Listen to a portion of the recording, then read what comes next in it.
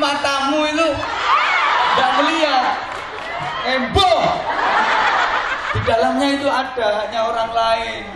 Yang harus kita salurkan itu hanya yatim, hanya duafa, hanya pesantren. Maka mohon maaf kalau kesempatan kali ini saya akan terpaksa dan memaksa kalian mengambil sebagian haknya mereka.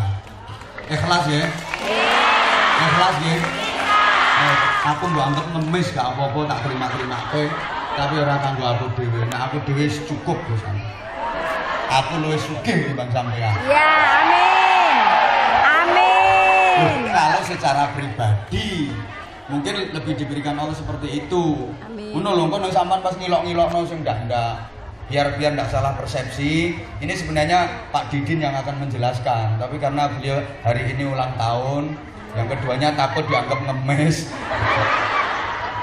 Dan ini juga atas inisiatif dari beliau, atas instruksi dari beliau, saya yang menyampaikan. Ingat, saudaraku, bahwa di antara duit kita, kekayaan kita itu ada haknya orang lain yang harus kita salurkan. Ada haknya pesantren, ada haknya yatim, ada haknya untuk apa, betul? Sebagaimana lele yang kita dapat itu ada haknya kucing. Dan kucing itu kalau ada orang dapat lele, secara otomatis dia merasa berhak ikut menikmati. Walaupun dia nggak ikut mancing.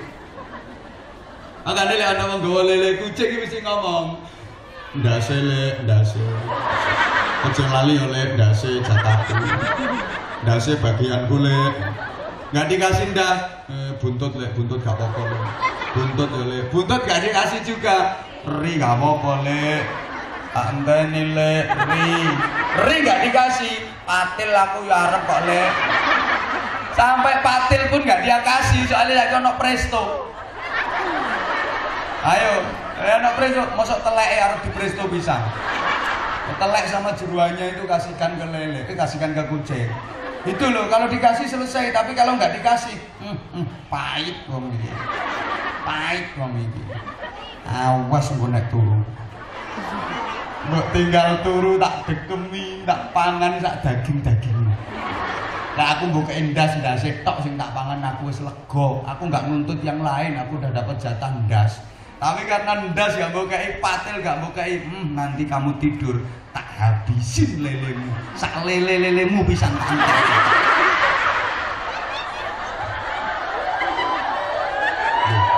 Tonggomu ora ngono lho, tetangga sampean juga gitu kan. Sampean pulang ke Indonesia, aku paling nggak seneng kalau dibilang ke Indo. Memang. Sing lengkap Indonesia gitu. Betul. Apa Indo apa? Ini kalau saya keluar negeri semuanya tak bilangin. Saya ke Taiwan, ke Hongkong, ke Korea, ke Jepang, kemanapun, jangan bilang Indo, gak seneng aku. Indonesia lengkap. Nah kalau di Hongkong tak bilangin loh, kalau kalian ngomongin negara kalian sendiri dikurangi, dikorupsi kayak gitu, Indonesia dibilang Indo, berarti kalian sekarang kerja di Hong. Aku yang ngomong. Yang Hongkong, yang Korea ya kerja di Korea. Yang susah itu yang di Taiwan, berarti kerjamu di Tai ya.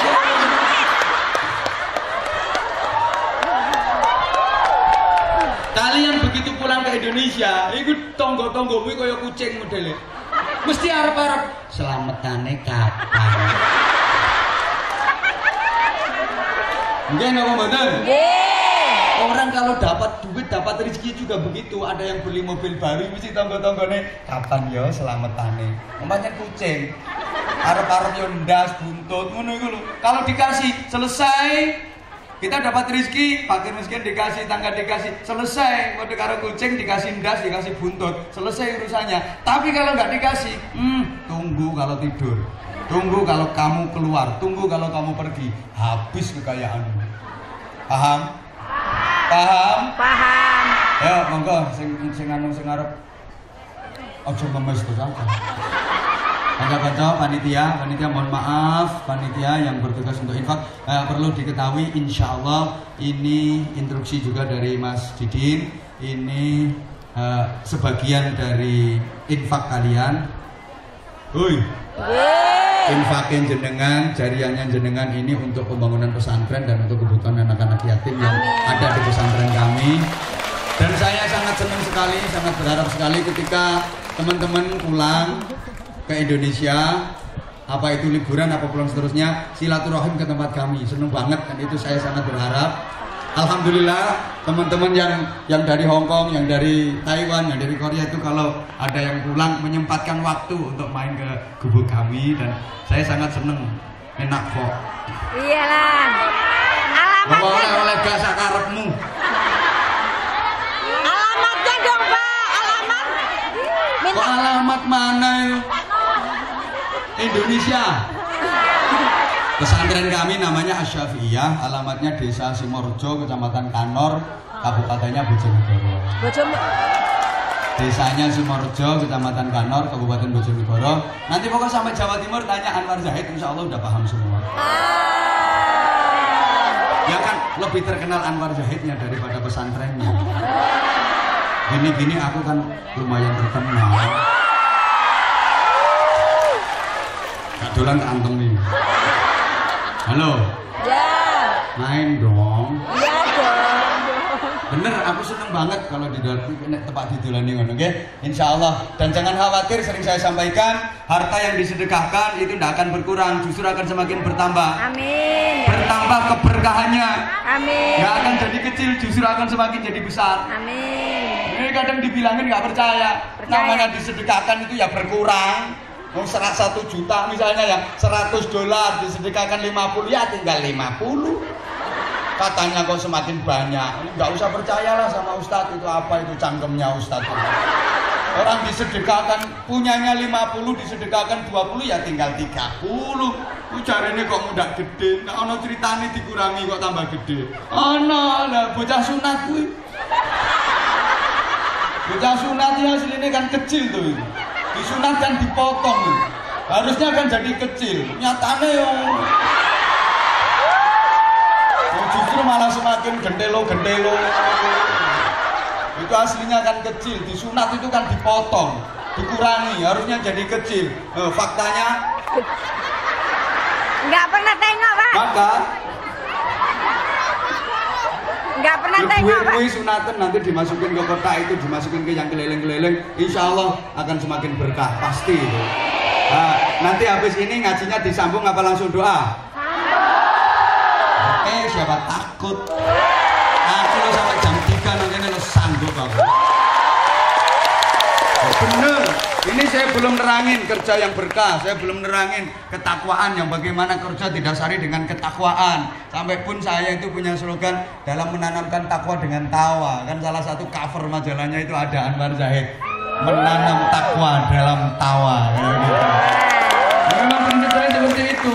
Islam zaman sekarang itu beda dengan zaman dulu, cara penyebarannya gitu loh. Kita hidup di zaman dimana kita nggak bisa menghindari yang namanya perubahan, betul? Betul. Sekarang ini kita nggak bisa menghindari yang namanya perubahan. Dulu ketika kita masih kecil sama anak-anak kecil sekarang beda banget, kurang nemen, beda bingit. Amat beda. Dulu suasana agamis luar biasa. Kalau habis maghrib di kampung-kampung itu dari rumah warga itu yang terdengar bacaan Al-Quran. Dari masjid itu ada maulid ad-dibai, maulid ad-banjani, bacaan sholawat, qasidah burdah, macam-macam. Ini ibu-ibu ada yang ngafalin sifat 20, ada yang baru belajar baca Al-Quran. Alif ba ta sajim ha ho dandang rusak. Kal ro za sin sin sodot alif fathah alif kasra ya alif doma u. Bapak kaba kasrobi bak domabu. Babibu. Alif yang sukun fathah ai, lam fa sukun fathah laf yang domahyu. I love you. Alif yang sukun fathah ai, mim sin sukun kasroh mis yang domahyu. Mim fathah ma tak fathah ta mim domahmu. Matamu dewi. Ini di mata-mataku.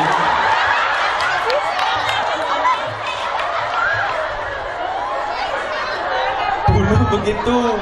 Apa coba sekarang kalau habis maghrib dari rumah-rumah warga itu yang terdengar suara bacaan Quran atau suara televisi? Banyak yang mentelengi Al-Quran atau banyak yang nonton sinetron? Subhanallah, padarna wiru buyutakum bisolah wa qiraatil Quran. Hiasilah rumahmu dengan sholat dan bacaan Al-Quran. Nanti disambung di belakang. Allahumma sholli ala Muhammad. Allahumma sholli ala. Ini udah mulai keliling?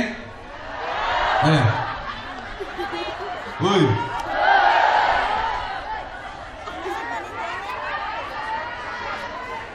Sholawat apa kan?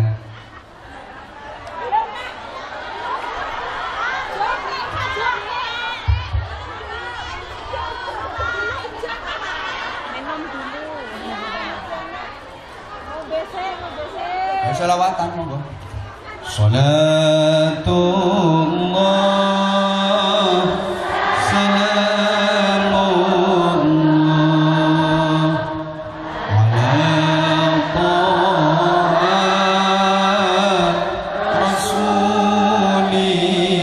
Rasulillah. Salatullah Salamullah ala Yasin.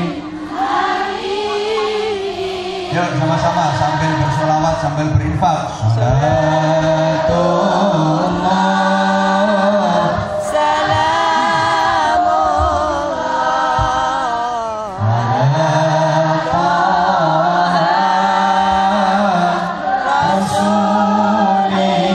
Rasulillah. Salatullah Salamullah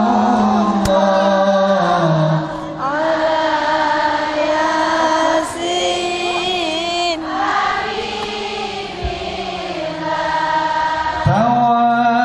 tawassalna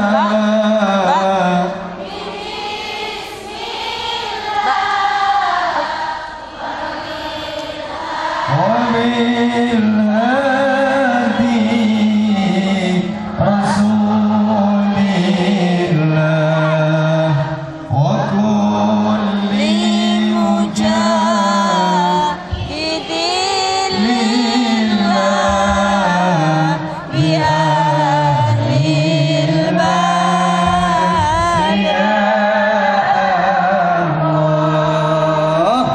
Salatullah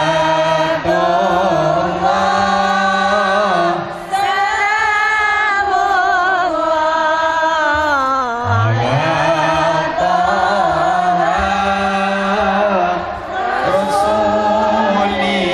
Rasulillah. Salatullah Salamullah ala Yasin.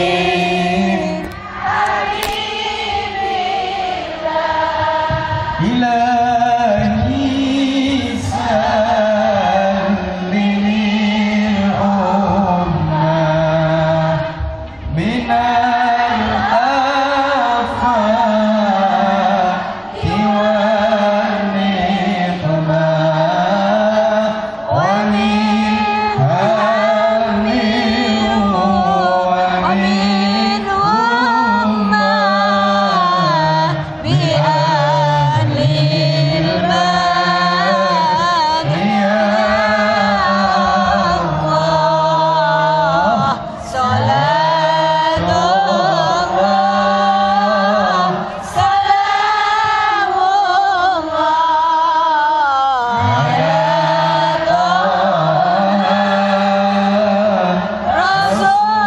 Rasulillah.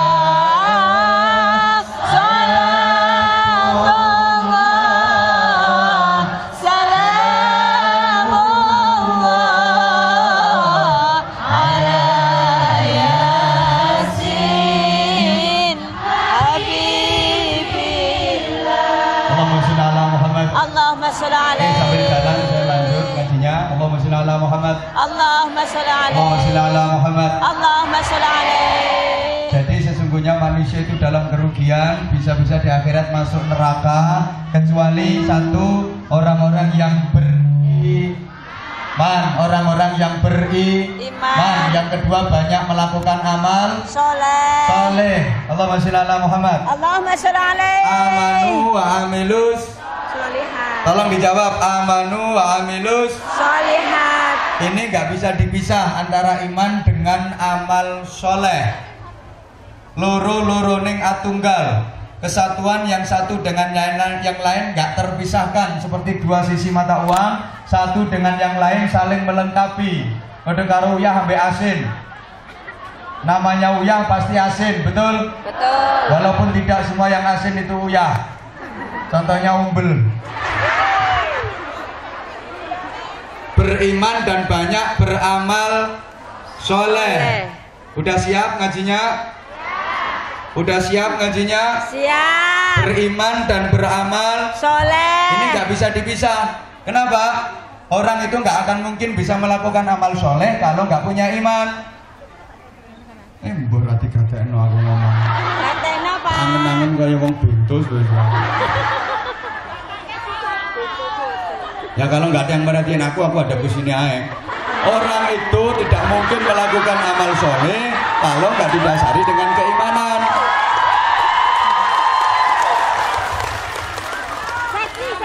Beriman dan beramal soleh. Sehingga kalau orang amalnya jelek, nggak mungkin dong kalau dia punya iman. Nggak ada alasan, jangan dibenarkan kalau ada orang ngomong, wah meskipun dia itu korupsi, tapi dia imannya kuat kok. Dia emang korupsi, tapi sebenarnya dia imannya sangat kuat. Ya nggak bener itu, kalau imannya kuat nggak mungkin korupsi. Dia emang nyuri, tapi aslinya imannya kuat. Ya nggak bener lah, kalau imannya kuat ya nggak mungkin nyuri. Wah dia rumah ke.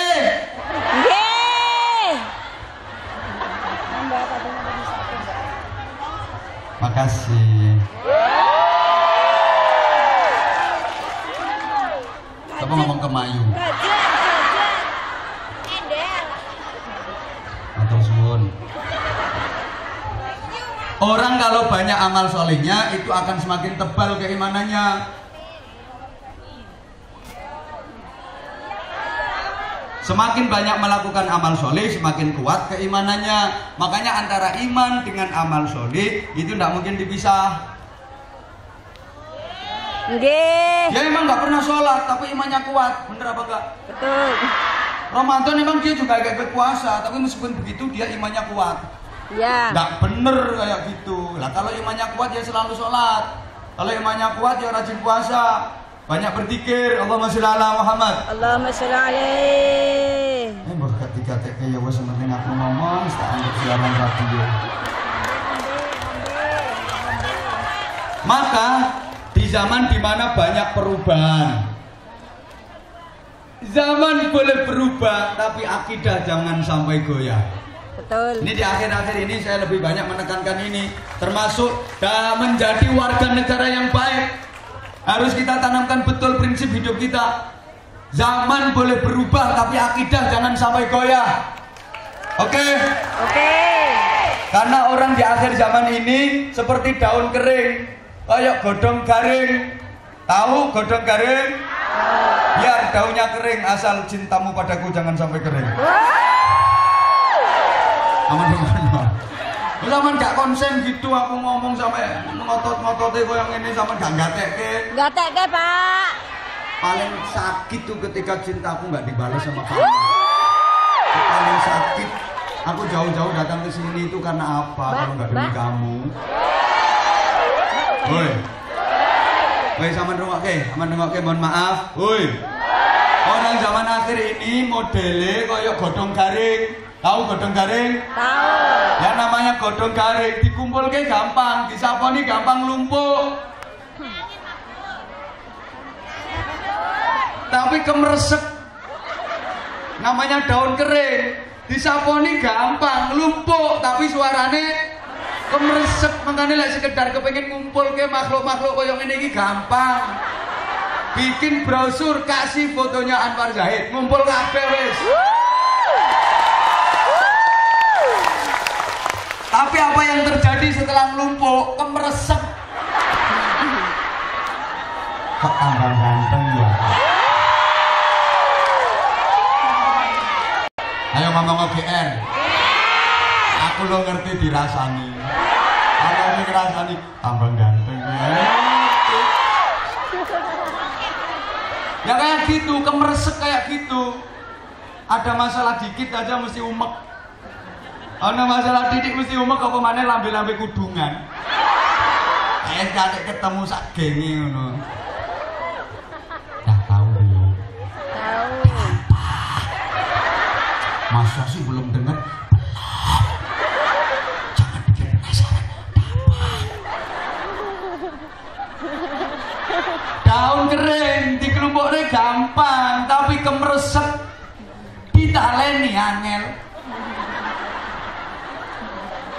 Memang daun kering.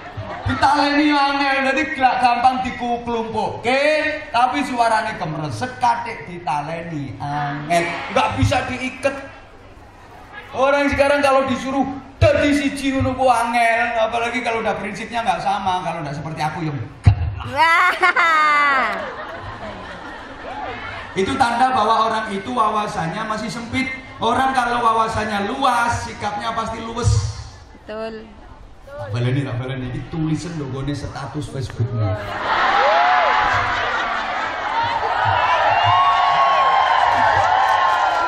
Orang itu kalau wawasannya luas pasti sikap hidupnya luwes. Ada orang yang modelnya itu kewolok, kalau nggak gini ndak, kalau nggak seperti ini salah. Itu tanda bahwa dia pandangannya masih picik. Kalau kayak matanya picek barang kono, pandangannya masih picik, ilmunya masih dangkal, wawasannya masih sempit. Kalau ndak seperti ini ndak, kalau ndak seperti ini ndak. Kalau wawasannya luas, dia pasti sikapnya luas. Woi. Wali Songo itu kurang pandai gimana? Hafal Quran semua, hafal hadis luar biasa. Tapi menghadapi masyarakat Indonesia yang waktu itu masih belum ngaji, masih belum doyan nama dalil, luas. Nggak kok langsung dihantam ke Romo pakai dalil, ketemu orang qala ta'ala qala sallallahu alaihi wasallam, nggak doyan kok. Ya luas. Sukanya apa sih masyarakat ini? Oh, sukanya kesenian. Ajarkan agama melalui kesenian. Itu merupakan ulasan dan rangkuman dari berbagai macam dalil yang dihimpun dalam bentuk seni, dirangkum dalam bentuk seni, gitu loh. Senengannya tembang, ya kasih tembang. Tembang itu nanti isinya dalil, isinya ayat-ayat Quran yang dikupas. Isinya hadis, gitu loh. Hoi. Hoi. Ibarat gini loh, ada orang nggak suka duren. Wonten boten sing gak doyan duren? Yang datang di sini ada nggak yang nggak suka duren? Ilat kere.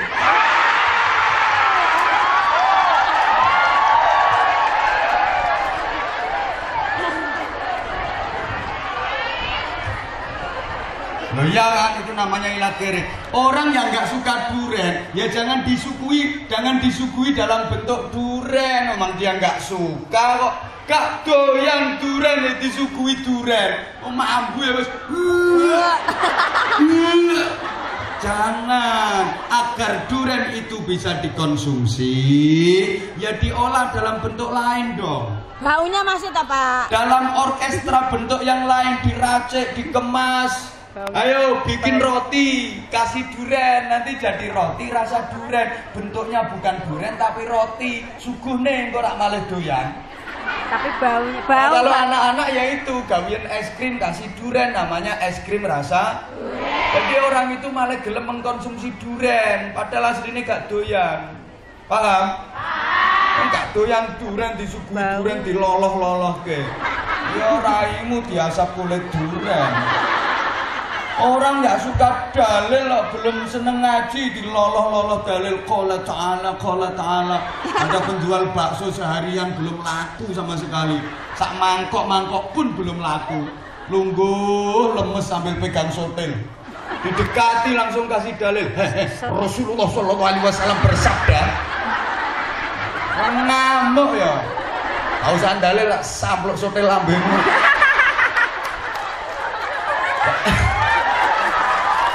Ya kayak gitu, ibarat orang nggak suka daging sapi, jangan disuguhi daging sapi muntah. Ayo coba dikemas, diracik, diolah, gawian pentol bakso. Malah doyan, kan ada orang daging sapi itu gak doyan, tapi pentol bakso entek petang rombong. Seperti itu. Makanya sampai dibikin tembang, ada tembang ilir-ilir, ada tembang suluku-suluku, batok, ada tembang turi-turi, puting, kayak gitu. Itu isinya filosofi agama yang luar biasa. Kalaupun ada yang nggak suka, dikai tembang dolanan. Anak-anak kecil itu, anak kecil, kenapa? Kalau anak kecil seneng, otomatis ibunya ikut seneng, bapaknya ikut seneng. Mbuh ra nyaut dicakno. Kalau anak kecil udah seneng, ya secara otomatis nanti ibunya kepeksa seneng, bapak ayo kepeksa seneng, mau nggak mau ikut seneng karena anaknya seneng. Tapi kalau ibunya yang seneng, belum tentu anak seneng, bapak seneng. Bapaknya seneng, belum tentu ibunya seneng, belum tentu anak seneng. Tapi kalau anak seneng, pasti nanti ibu bapaknya ikut seneng. Betul, Nggak percaya? Betul, percaya. Misalnya ada bapak, ibu sama anak kecil lagi ke pasar. Begitu nyampe pasar tuh anak kecil seneng sama mainan. Ulo-ulonan nih, keloket. Itu anaknya langsung ngomong, "Bu, aku kepengin ulo ibu, Bu." Ibunya digeret ngikut toh. Bapak ayo ngetut ke burine. Ayo Pak, nuruti anak, Begitu sampai dipegang, "Iki Bu, aku tumbas ke iki Bu, aku seneng iki." Kata ibunya, "Ojo le iki contoh iki elek wis sama iki lho njupuk sing anyar." Akhirnya dibuka, dicoba karo ibuke dolanan ulo-ulonan toh. Begitu pegang keloket bapaknya usul, "Bu, kuwi warnane elek, iki kurang cerah. Sing iki wae lho Bu, warnane apik." Dicoba pisan karo bapake. Ya gelem ra gelem malah dolenan ulo-ulonan padha karo anak. Karena anak seneng, ibu seneng, bapak seneng. Tapi coba ibunya seneng, belum tentu anak seneng. Waktu di pasar ibunya contoh ngajak tuku BH. Digeret anaknya, begitu ibunya pegang, "Bu, gak seneng kacamata, Bu."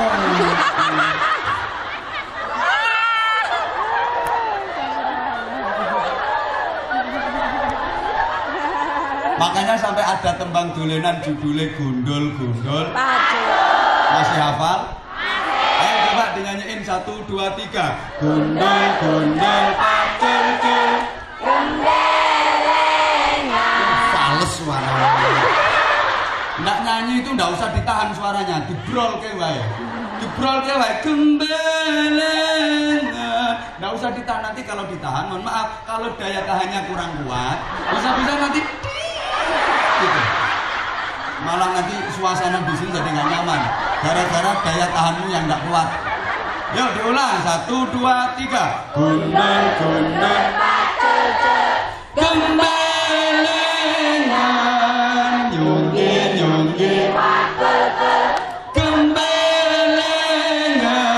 wakul glempang sekane dadi salatan. Wakul glempang sekane dadi salatan. Asli ketok desamu.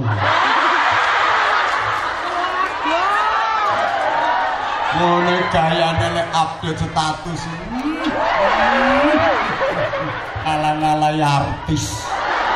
Elengo aslimu desa nduk.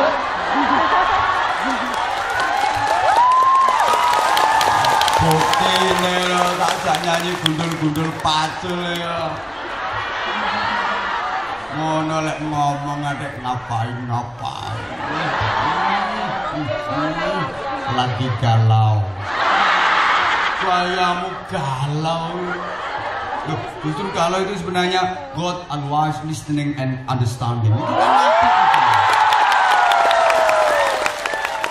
Itu kan kan? Allah tahu apa yang kita perbuat, apa yang kita ucapkan, apa yang terbesit di hati kita, Allah pun tahu. Maka itu namanya galau. God always listening and understanding. Mbak Aldo aku kira iso ngono kok. Maka hidup harus selalu optimis, selalu smile. Senyum itu punya kekuatan yang luar biasa. The power of smile. Itu nggak percaya.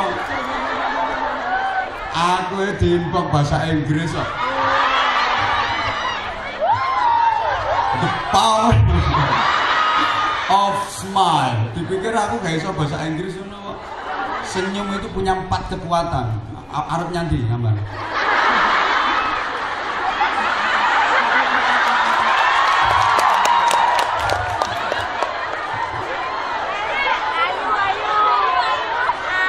Satu rungokke. Dilanjut apa enggak nih? Belum. Senyum itu punya 4 kekuatan. Yang pertama, bukti bersyukur. Yang kedua, optimisme. Yang ketiga, bernilai sedekah. Yang keempat, antioksidan yang tinggi untuk kekebalan tubuh. Orang yang suka senyum itu nggak mudah sakit-sakitan. Betul. Enggak percaya. Sakit jiwa. Makanya kenapa kalau saya ngaji tak kemas isin kayak gini? Ya biar kalian senyum, biar kalian ada ketawanya. Sampai sekarang itu ada terapi penyembuhan penyakit itu pakai senyum.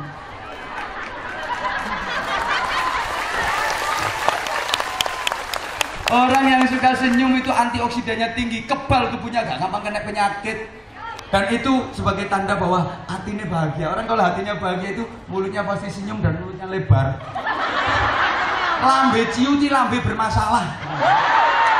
Orang kalau seneng apian hatinya itu lambene mesti ombo. Mbak gimana Mbak kabarnya? Alhamdulillah, alhamdulillah, alhamdulillah sehat. Semua sehat. Mesti lambene ombo. Loh, iya bener, lambe ciuti lambe bermasalah tak bilangin. Bibir ciuti bibir bermasalah. Oi. Nggih. Gimana kabarnya? Baik. Gue begini. Mau tahu aja sama. Lambe ciuti lambe bermasalah. Lambe lebar lambe wong sing apik. Mohon maaf, ditakoni misalnya lagi ada orang yang salah. Mbak saya salah, maafin ya. Ya nggak apa-apa, sama-sama.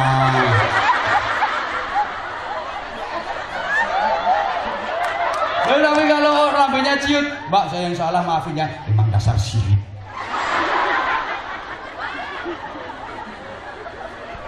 Tutup wong.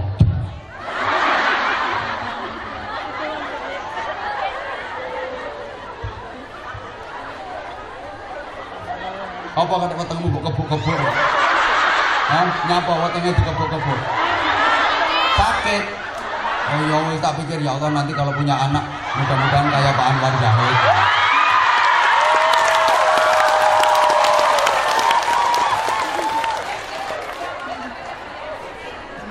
Oh, ada yang bilang Pak Yai seksi ya. Mbok sakarepmu. Salah. Tapi banyak yang ngomongin katanya sih tambah ganteng.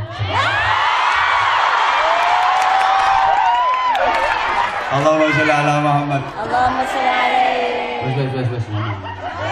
Ini nanti kalau dengar istri aku ya. Nggak enak dong. Istri kan di rumah.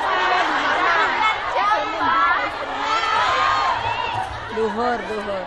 Iya, tolong perhatikan. Wa tawassaw bil haq wa tawassaw bis. Saling wasiat mewasiati dalam kebenaran dan dalam kesabaran. Itu artinya apa? Orang melakukan kebaikan itu butuh kesabaran. Kalau nggak ada kesabaran, sulit untuk melakukan kebaikan. Betul? Ya, buktinya mohon maaf. Yang ikut ngaji sama yang ke mall, banyak yang ikut ngaji apa banyak yang ke mall? Yang ke mall. Enggak, tapi kalau hari ini insya Allah banyak yang ngaji. Ya, amin. Harus dong. Kalau Memang. nggak gitu ya aku yang susah. Memang kalau hari ini. Maka subhanallah, orang kalau sudah benar amanu amilus sholihat wa tawassaw bil haq wa tawassaw bis sabar, itu dasarnya yang pertama adalah iman. Zaman boleh berubah, akidah jangan sampai goyah. Maka dalam berprinsip, saya sering sampaikan di mana-mana akhir-akhir ini, kita harus pakai filosofinya ikan laut. Filosofinya apa? Ikan laut. Yang kenceng filosofinya apa? Ikan laut. Sip, thank you. Ikan laut itu iwak segoro. Nah, iwak segoro itu ikan laut. Ikan laut itu Iwak segoro. iwak segoro. Nah, iwak segoro itu Ikan laut. Ikan laut itu Iwak segoro. nah, semakin lama semakin gila. Mohon maaf, tolong diperhatikan. Ya nggak apa-apa sambil ada yang bersih-bersih sampah. Soalnya wis entek kabeh. Tiba ayu-ayu tapi kok yodo geragas.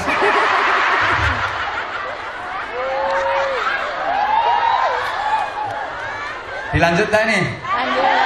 Tolong diperhatikan. Ikan laut itu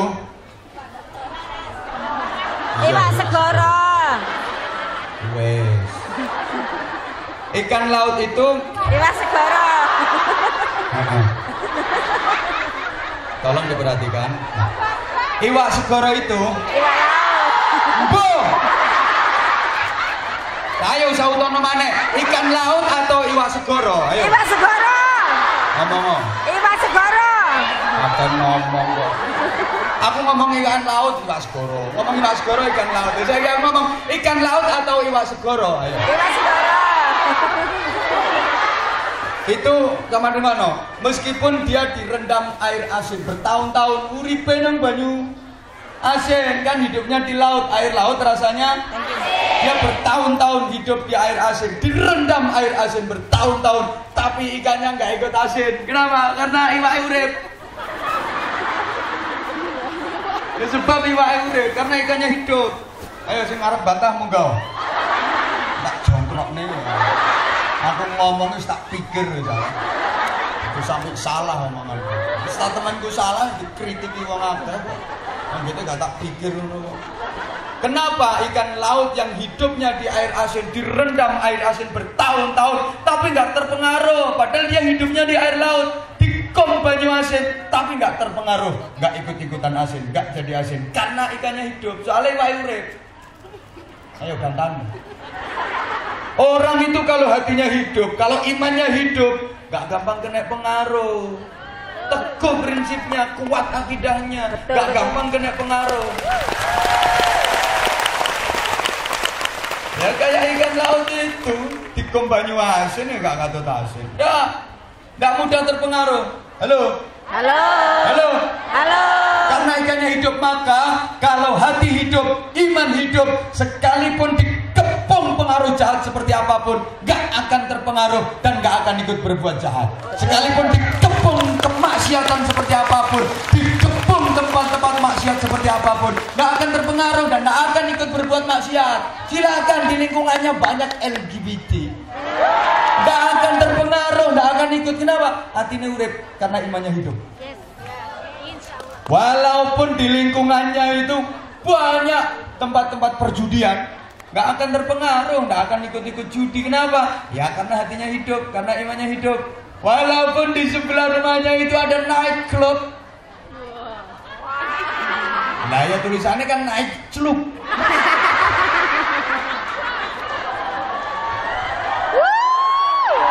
Ya, tempat karaoke yang tiap malam banyak yang dugem, tahu dugem?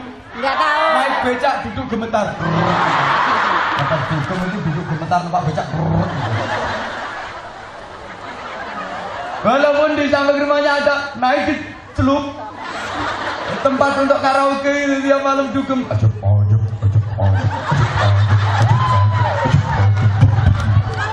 Tidak akan terpengaruh, tidak akan ikut-ikutan maksiat. Kenapa? Hatinya hidup, imannya hidup. Walaupun di samping rumahnya atau di depan rumahnya ada pabrik minuman keras yang spesial, diobral kayak gratis, tidak akan terpengaruh, tidak akan katut. Kenapa? Karena hatinya hidup, imannya hidup. Walaupun ada tempat prostitusi yang di dalamnya banyak perempuan-perempuan cantik, mbuh nek kuwi.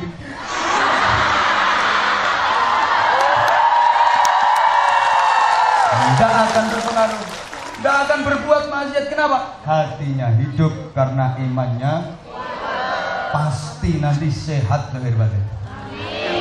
Alhamdulillah ini semuanya sehat, guys. Sehat, guys. Nah, keberkahan dan kesehatan ini sesuatu yang luar biasa. Sehat itu penting, sehat itu berharga, sehat itu mahal. Amin. Dan lebih mahal lagi biayanya kalau sakit. Kadang gak betul juga tak omong ke. Maka sehat itu penting bingit.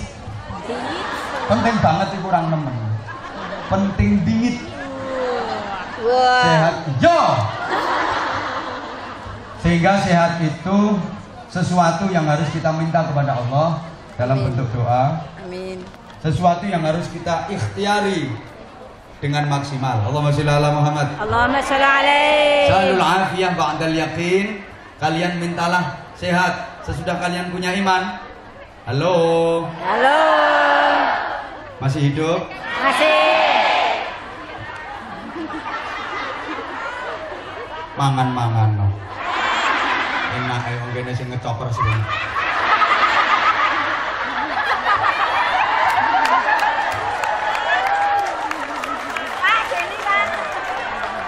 Tega dirimu. Aku lo sampai sekarang belum sarapan. Nggak usah kasihan, emang belum sarapan aku. Dari hotel udah diculik, udah ditunggu jamaah. Nanti sarapannya di sana saja. Sampai sini nggak ada. Pak Udin ulang tahun, ikut tepuk tangan. Habis itu duduk disuguhi roti situ sama kopi. Tak pikir ini sarapan bener tiba-tiba. Sampai sekarang lo belum aku. Tanya itu sama susun saya. Ini tak bela-bela nih ngomong ket mau ngadeg ngoceh sarapan aja dulu. Zaman kok cek enak.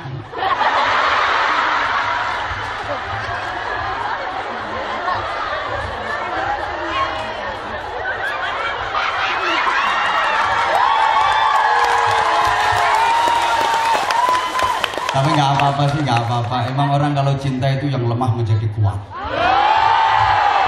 Aku tuh meskipun nggak sarapan, lihat jenengan alhamdulillah enak. Sehingga nggak nafsu makan. Nggak nih gimana orang sini ceramah serius-serius di situ.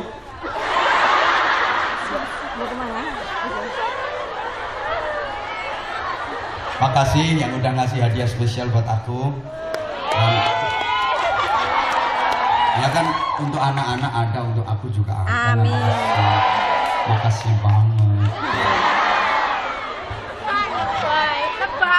Tolong diperhatikan. Halo. Salul afiyah ba'dal yakin. Kalian mintalah sehat setelah kalian punya iman. Kenapa? Karena orang iman sekuat apapun kalau nggak sehat mesti nggak bisa sempurna keimanannya. Sehebat dan sekuat apapun keimanan seseorang kalau nggak sehat, ibadahnya nggak bisa sempurna, betul? Imannya kuat tapi nggak sehat, ya nggak bisa haji dong. Setruk kok.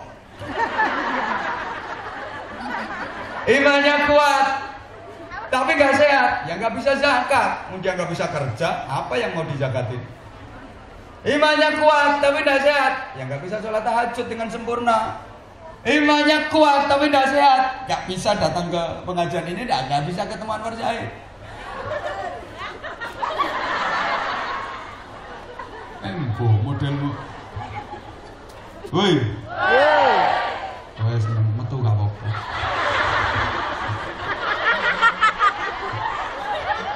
Nah, untuk itu agar kita sehat tuh, sehat itu zahir batin. Kalau perhatikan, halo. Aku tuh paling nggak bisa ngomong kalau yang diomongin nggak konsen. Aku ikut-ikut jadi nggak konsen gitu loh. Tolong dong, bentar aja aku minta waktunya.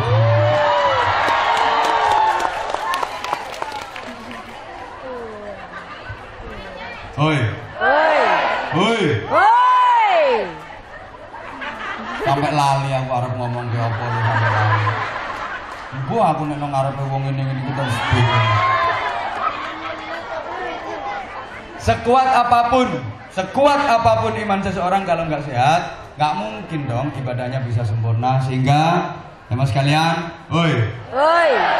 kesehatan dohir batin itu sangatlah amat penting. Sehat dohirnya harus diupayakan karena sehat itu ada 5. Sehat itu sebenarnya ada 5: fisik, psikologis, sosial, kultural, dan spiritual. Understand? Gak ngerti ya wis pokoknya auto yes, mana aku ben seneng. Sehat itu ada 5 hal, meliputi 5 hal: fisik, psikologis, sosial, kultural, and spiritual. Understand? Yes. Terus aku semakin tahu goblokmu. Jadi orang belum tak jelasin kok yes. Kenapa orang itu sakit? Karena 5 hal ini nggak balance, nggak seimbang. Sering yang dilupakan orang itu soal spiritual. Kalau fisik, psikologis, sosial, kultural itu udah diperhatiin, tapi soal spiritual itu sering dilupakan. Padahal yang terpenting untuk kesehatan dohir batin itu ya spiritualnya itu. Maka kalau Anda rajin ibadahnya, rajin zikirnya, sergap ngajine, dijamin Anda nggak akan sakit-sakitan, dijamin sehat walafiat. Karena kayak hari ini subhanallah, saya melihat aura jenengan itu subhanallah luar biasa, aura surgawi. Aura zikir, aura doa, aura ngaji. Ya ini calon-calon penghuni surga yang kayak gini.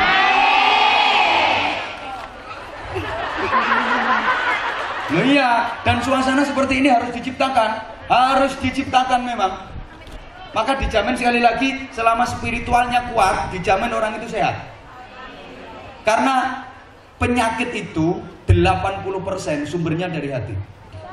Yang dari makanan itu cuma 20%. 80% penyakit itu ternyata sumbernya dari hati. Yang dari makanan cuma 20%. Saya tahu persis karena saya diomongi wong.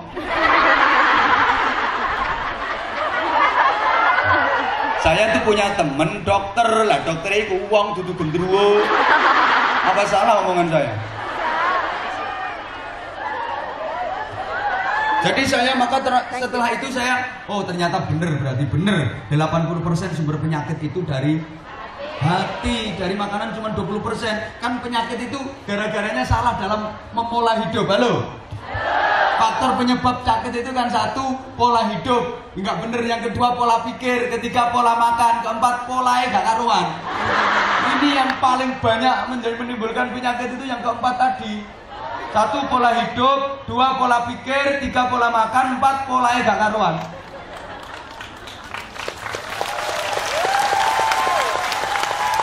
Maka saya itu termasuk orang yang tidak setuju kalau ada orang sakit ini terus pantangannya nggak boleh makan ini, nggak boleh makan ini, nggak boleh makan ini. Aku nggak setuju. Wes loro dibatasi mangane. Terus nikmatnya dia di mana? Sebenarnya nggak ada. Kalau orang sakit apapun itu nggak ada pantangan. Nggak boleh makan ini, nggak boleh makan ini, nggak boleh makan ini. Nggak ada pantangan. Yang nggak boleh itu kalau berlebihan. Saya nggak oleh kulek kakean. Kalau makan nggak apa-apa, nggak masalah. Rasulullah nggak pernah ngelarang selama itu halalan thayyibah. Coba kalau mau ikut resepnya Rasulullah, mesti sehat walafiat. Jangan makan sebelum lapar, berhentilah makan sebelum kenyang. Lebih kok mangan naik.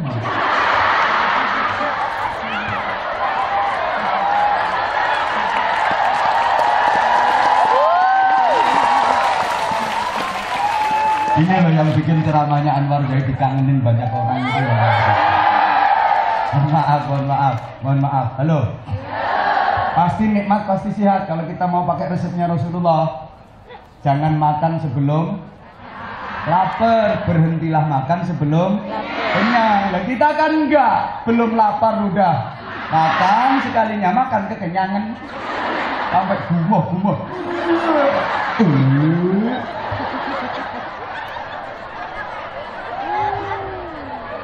Halo, bisa dilanjut?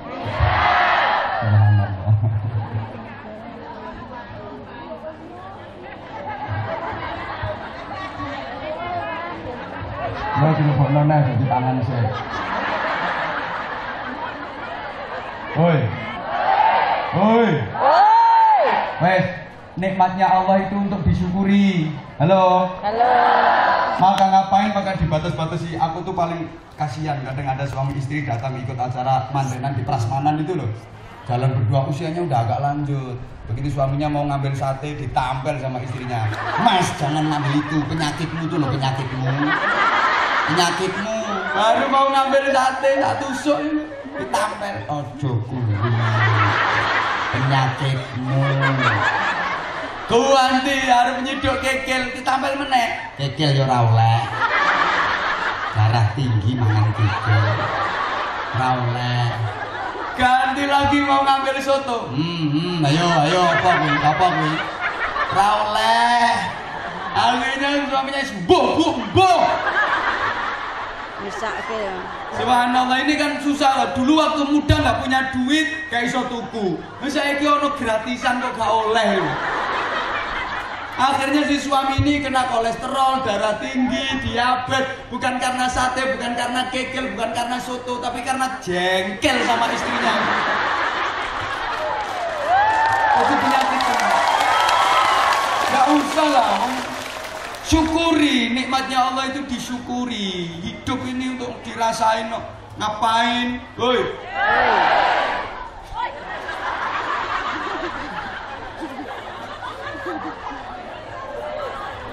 Disyukuri, dirasake. Makanya saya kalau di kampung-kampung ngaji, kalau punya duit ya daftar umroh lah, pakai haji, pakai duke opo sih duit ditumpuk-tumpuk. Hidup cuma sekalinya, nggak bisa menikmati kekayaan. Hidup cuma sekali, nggak punya pengalaman luar negeri. Urip bisa nih nggak tahu numpak pesawat. Zaman kan sering. Tapi ya dalam rangka apa? Yang penting kan numpak pesawat. Ngono lho. Woi. Apa maneh duwe iki tuku sapi 10. Ya ganteng sapine karo wong. Ini namanya orang yang diperbudak oleh dunia. Ini mati hidup cuma sekali-kalinya kok. Betul? Siapa ngomong kayak Ipin nih? Betul. Ipin nih.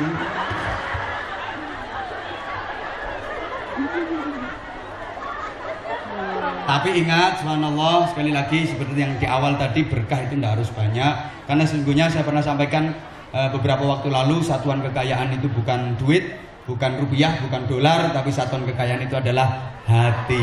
Betul? Sukses di dunia ini ukurannya adalah harta dan kedudukan, tapi bahagia itu ukurannya adalah hati. Banyak orang yang sukses di dunia ini tapi hidupnya nggak bahagia. Mau tahu contohnya? Mau tahu contohnya? Mau tahu aja atau mau tahu banget? Dingin. Oh, dingin. Sukses secara materi, dia kaya raya, hartanya berlimpah.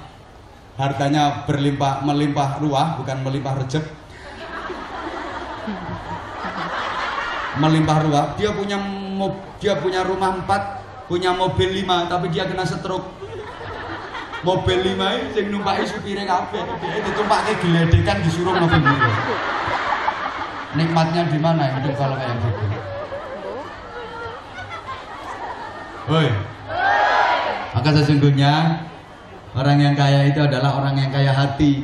Untuk menciptakan itu jadi orang yang baik, berakhlak mulia, hidupnya berkah, amanu wa amilus sholihat. Aku sengaja tak ulet seperti ini, diterus nih. Ada beberapa hal. Yang pertama namanya al-bi'ah, suasana, bukan suasini ya. Suasana atau hauliyah, lingkungan. Lingkungan itu sangat berpengaruh dalam membentuk karakter. Allahumma sholli ala Muhammad. Terbukti ketika berada di lingkungan pengajian kayak gini, di lingkungan majelis taklim kayak gini, mohon maaf, subhanallah, pakaiannya luar biasa, islami semua. Berbusana muslimah semua. Walaupun biasanya kalau di luar majelis taklim ada yang suka minimalis, ada yang suka pakai tank top, menonjolkan yang sudah menonjol. Ya kalau di pengajian kan pasti pakai jilbab walaupun dapat pinjem.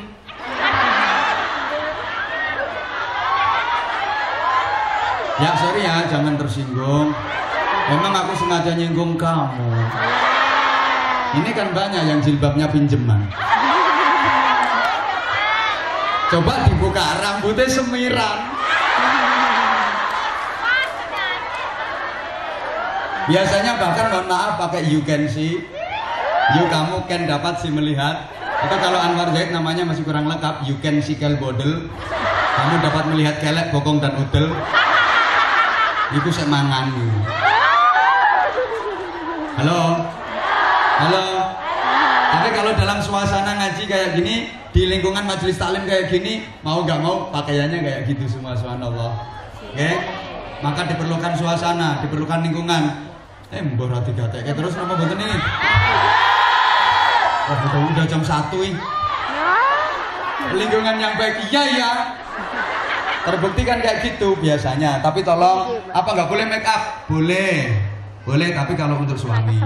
Kalau perempuan sekarang itu kan lebih mementingkan suami orang daripada suaminya sendiri.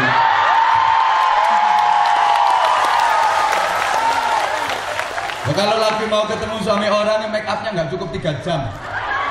Nggak cukup 3 jam, pakai parfum itu 2 botol digebyur make upnya apa. Benar, pakai baju yang paling bagus. Kayak gini cantik-cantik semua karena mau ketemu sama. Tapi mohon maaf, coba kadang-kadang kalau lagi di rumah daster 10 hari nggak ganti. Dipakai, digantung lagi, pakai, digantung lagi, tunggu dicandalkan, dipakai wahing-wahing. Penitinya 14. Pinter bokongnya bedah rongkilan masih dipakai. Subhanallah. Ya jangan kayak gitulah. Ini ya Allah. Udah hampir jam 1. Tak tambah lagi yang ketiga, yang kedua namanya bitonah. Kita butuh teman dekat. Teman itu sangat berpengaruh. Berteman dengan orang baik akan jadi baik, berteman dengan orang jelek akan jadi jelek. Tapi hati-hati. Apik karo elek iku nulare gampang sing elek. Allahumma sholli ala Muhammad. Hoi. Hati-hati, tai ayam meskipun dicampur minyak wangi nggak akan berubah jadi wangi. Woi, woi, itu jadi minyak wangi rasa tai ayam atau tai ayam rasa minyak wangi? Timbang gak digatek kayak aku lunggu. Namanya teman dekat, berteman dengan orang baik akan jadi baik. Allahumma sholli ala Muhammad. Maka kalau ingin tahu orang itu baik apa enggak karakternya, lihat siapa temennya. Kalau temennya orang baik, insya Allah dia orang baik. Kalau temennya jelek, berarti dia juga orang jelek. Halo. Halo. Hati-hati dalam memilih teman. Sampai kena, mohon maaf, sampai terlibat LGBT itu karena juga salah pilih teman. Maka gak usah disebut ke gayane kate karo barang. Wes, tolong diperhatikan. Tulang kambing itu kalau pinter pilih teman dia akan mulia. Berteman sama Al-Quran jadi sampulnya Quran, dia akan mulia sebagaimana Al-Quran. Diciumin banyak orang, ditaruh di tempat yang tinggi. Tapi kalau salah pilih teman, kumpul sama kayu, dikeplai wong bedino, dipukulin orang tiap hari karena salah pilih teman. Yang ketiga dibutuhkan yang namanya walijah, social control. Ada tempat untuk curhat, ada tempat bergantungnya masalah. Ini kayak kiai, kayak ustadz, orang-orang yang ahli di bidangnya. Kalau ketika jenengan punya problem, punya persoalan, kepada beliaulah kita yang bodoh ini menggantungkan masalah, artinya sebagai social control. Mohon maaf, halo. Contoh sederhana ketika dalam suasana keluarga, bapaknya baca Al-Quran, ibunya juga baca Al-Quran, insya Allah anak mau muter TV, nyetel TV, banter-banter itu pasti akan malu. Izin, soalnya bapaknya ngaji, ibu ngaji. Sayang orang tua sekarang kalau ke anak nggak banyak menuntun, tapi banyak menuntut. Bukan memberi tuntunan, tapi banyak memberikan tuntutan. Kamu harus bisa kayak itu Anwar Zaid itu, ngomong 1 jam aja udah kelihatan. Minum. Jadi nggak dikasih tuntunan bagaimana agar anak itu menjadi baik. Halo. Berikutnya dibutuhkan lagi yang namanya ma'rifah atau ilmiah. Harus punya ilmu yang cukup untuk menghilangkan nafsu dan agar hidup kita menjadi berkah. Dan yang kelima namanya ijtihadiyah atau ya ibadahnya ditingkatkan. Kalau malam perbanyak berdoa kepada Allah Subhanahu wa taala, perbanyak tahajud, mendekat kepada Allah. Orang kalau dekat sama Allah, insya Allah akan terhindar dari kejahatan. Amin. Orang kalau rajin berzikir, insya Allah kemaksiatan akan nyingkir. Sehingga nggak ada orang nyuri baca basmalah. Nggak ada ceritanya orang nyopet, auzubillahi minasyaitonir Allahu akbar,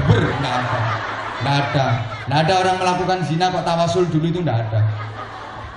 Saudari begenggek yang saya hormati, sebelum kita melakukan proses permonoan ini, marilah kita awali dengan bacaan suratul Fatihah. Mudah-mudahan tidak ada kelamaan katanya. Enggak. Kenapa? Ya karena hatinya nggak nyambung ke Allah. Maka lima hal itu jadi penting untuk membentuk karakter yang baik sehingga hidup kita akan berkah. Amin ya robbal alamin. Ya dadul khair ba'dal khair. Amin. Kemudian setelah hati tertata rapi, insya Allah kita akan terhindar dari penyakit-penyakit yang membahayakan, bukan hanya zahir, tapi yang terpenting justru adalah rohani kita. Pertama, kesombongan. Iblis itu imannya kuat, pangkatnya tinggi, derajatnya tinggi, 500.000 tahun jadi pimpinan penduduk surga, jadi penasihatnya malaikat, tapi terusir dari surga gara-gara apa? Sombong. Yang udah di surga aja sombong, diusir dan dikeluarkan dari surga. Apa maneh sing sek minggat no Singapura. Yang udah di surga gara-gara sombong diusir dan dikeluarkan dari surga. Itu yang udah di surga, apalagi yang masih minggat di Singapura. Yang mau disombongin itu apa? Orang sombong itu yang bagaimana? Orang yang merasa dirinya lebih besar, lebih baik, lebih tinggi daripada orang lain. Maka sesungguhnya orang itu rendah. Saya sering sampaikan, tolong perhatikan, orang yang sombong itu seperti orang yang berada di puncak gunung. Dia berdiri di puncak gunung, maka dia melihat orang-orang yang di bawah itu kecil semua. Dia menganggap orang-orang yang di bawah itu kecil semua. Wah, wong nangis surga cili-cili. Dia nggak sadar bahwa orang yang dari bawah itu melihat dia juga sangat kecil.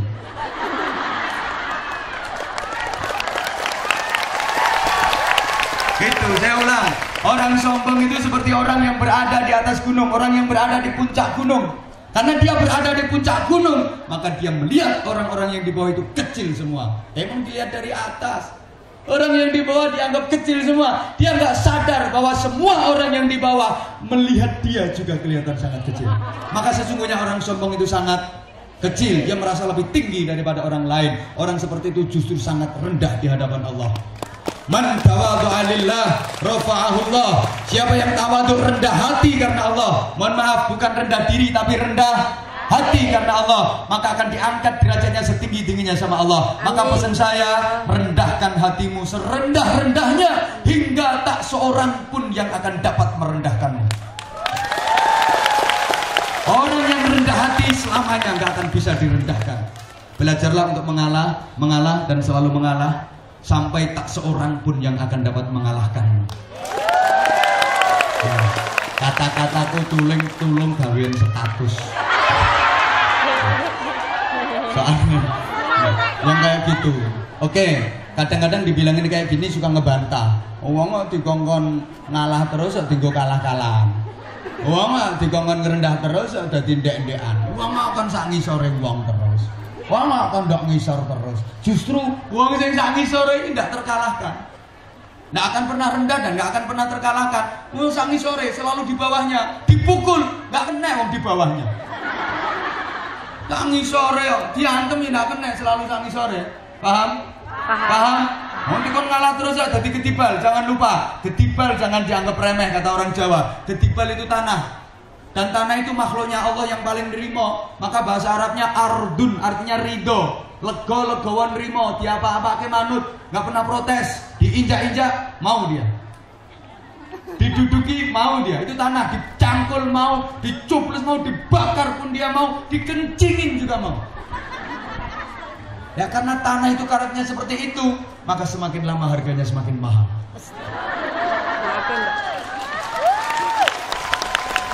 Anda kalau bisa punya karakter kayak gitu, demi Allah semakin lama harga Anda akan semakin mahal. Amin. Benar. Betul. Karena nilai seseorang itu bukan dari dohiriahnya. Ingat, saya pernah sampaikan, rumah yang bagus bukan karena biaya pembuatannya 10 miliar atau 20 miliar, bahan bangunannya serba kristal dan semuanya impor dari luar negeri. Ya mesti masa impor toko Ngawi. Ora ana impor toko Madiun barang ini. Halo. Halo. Woi. Terus perabot rumah tangganya semuanya serba kristal. VIP lux eksklusif, ruangannya ber-AC semua sampai kamar mandi, kamar WC itu pun ber-AC. Lah omahmu kan saya AB angin berobos. Bukan itu, tapi bagusnya rumah tergantung orang-orang yang ada di dalamnya. Betul? Ya Allah. Meskipun rumah sederhana tapi keluarganya bahagia, ahli ibadah, suami solih, istri solihah, anak-anaknya dzurriatan thayyibah. Itulah rumah yang baik. Amin ya Allah. Sebaliknya rumah itu seperti rumah demit. Tapi kalau isinya keluarga yang selalu cekcok, selalu congkrah, berantakan, tidak ada yang ahli ibadah, itu rumah yang jelek. Sama, baju juga begitu. Baju yang bagus itu bukan harganya yang 10 miliar, tapi tergantung pemakainya, tergantung yang ada di dalamnya. Mohon maaf, bandrolnya regane 20 miliar rupiah, atau misalnya 2.000 dolar, harganya 200.000 dolar Singapura. Tapi yang memakainya itu mohon maaf, akhlaknya buruk, delonde. Maka demi Allah baju itu nilainya murah, betul? Meskipun baju itu kayaknya titron, kayak korden, kuwaku jahitannya arang-arang, tapi yang pakai perempuan-perempuan mulia seperti Anda ini. Betul nggak sih?